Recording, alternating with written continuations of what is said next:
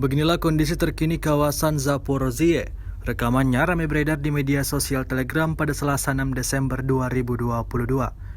Dalam rekaman memperlihatkan Komandan Kompi Batalion Crimea yang menjelaskan tentang situasi yang baru saja terjadi di kawasan tersebut. Diketahui karena ketakutan sekitar 20 orang tentara Ukraina berlari mencari tempat perlindungan saat melihat artileri Rusia yang diluncurkan ke arah mereka.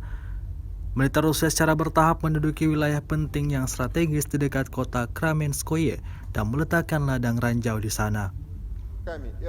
Selama invasi berlangsung, Rusia melaporkan secara total 339 pesawat Ukraina, 180 helikopter, 2.628 kendaraan udara tak berawak, 391 sistem rudal anti pesawat dieliminir sejak awal operasi khusus.